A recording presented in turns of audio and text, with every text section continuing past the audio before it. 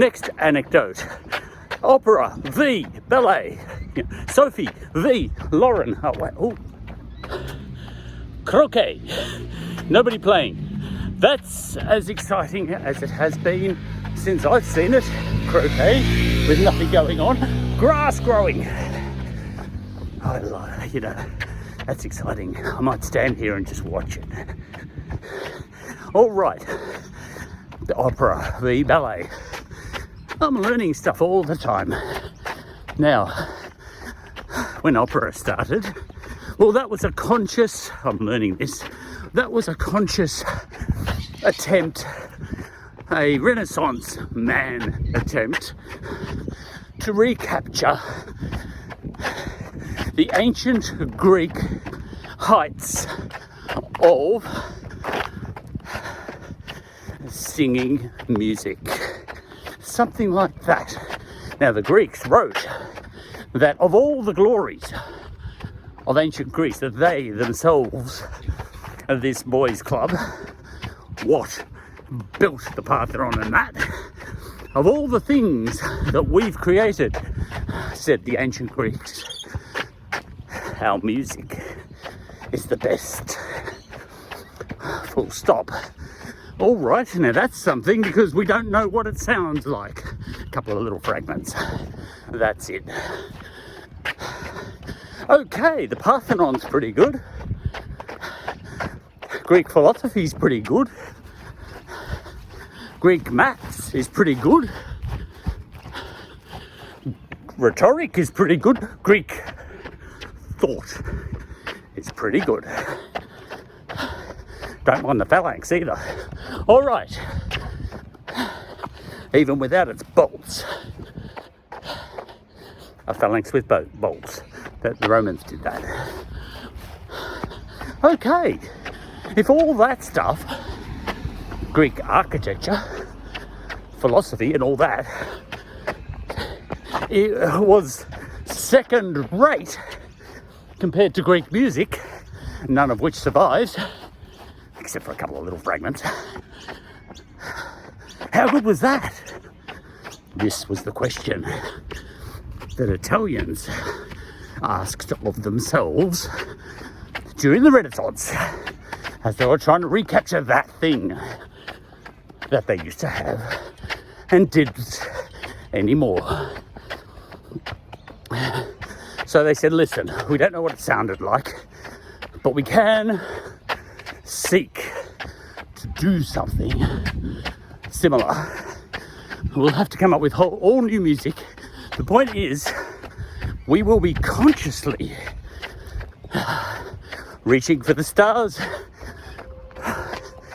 doing what the Greeks did.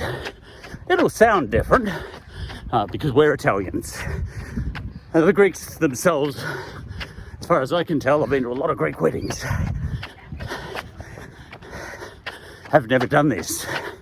They let a lot of it go, the Greeks, but the Italians tried to capture some of it. Opera was a conscious, actually I was supposed to break into a walk, sorry, when, actually forgot that time when I speak. Okie doke. Opera was a conscious effort, an initiative really. People like Joe, I think his name was, Joe Galileo, Joe Galilei, Galileo Galilei's dad. He was on the committee. Opera was a conscious thing. They grew it out of ancient Roman / Italian street forms of theatre, but it was a conscious effort to do this in a high art way, and that's what we ended up with, opera. Okay, so that was the Italians' game. Now apparently, I don't know when ballet started, but ballet, I don't know when it started, but whenever it started, it was already in full swing in France, when opera was hitting Paris. Okay, but here's the thing, and by the time of that, you know, German opera had come.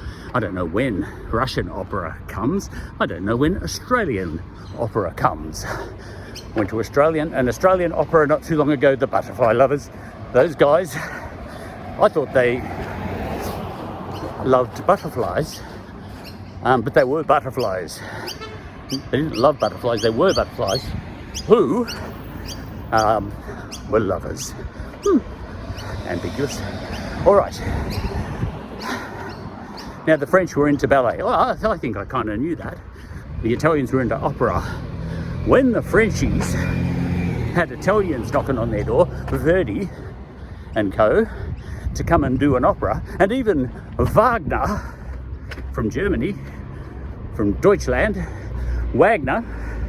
I say Wagner. I won't say Wagner, you know, because I don't say Deutschland. Why would you say Wagner if you're not going to say Deutschland? Either go Germany and Wagner, or Wagner and Haydn and Deutschland. Can't have your cake and eat it. All right, but ballet. Okay, when people like Verdi and Wagner, I've got to jog again because I can't let my thingy, you know, what's it called? My aerobicity fall away. Okay, Wagner, he goes to France with, I don't know, I forget which one it was, Tannhauser or something, and the French said, we'll play it all right in the Paris Opera, but you need to add a ballet into it. A ballet into Tannhauser, said Wagner, no, we'll pay you good money. Well, he was always broke.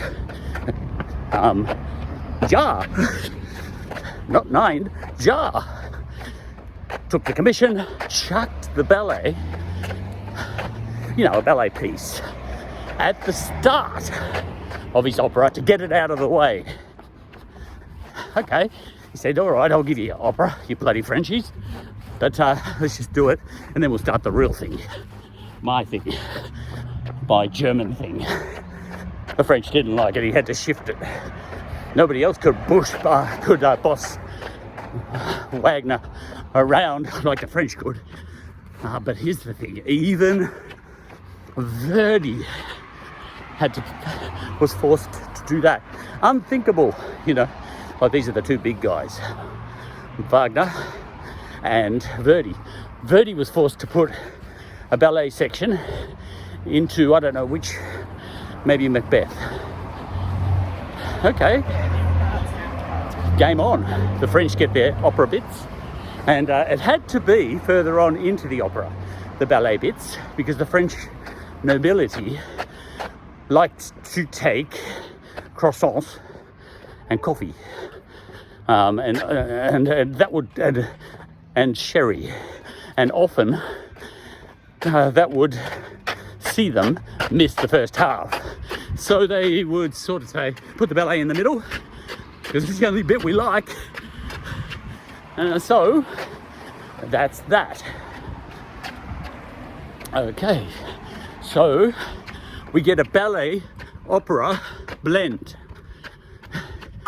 The Italians, you know, they wouldn't have done that had they had the choice. They didn't, because Paris was where it was at.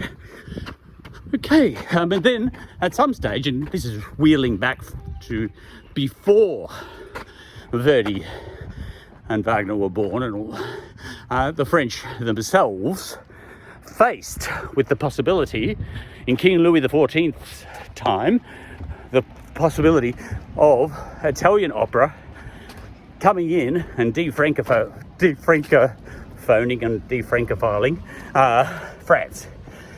They didn't want that. They didn't want that walk shit here. So King Louis XIV made opera, and I'm talking French opera, a government institution. It was a conscious thing. With the Italians, it was a conscious sort of thing, but the Italians didn't make it.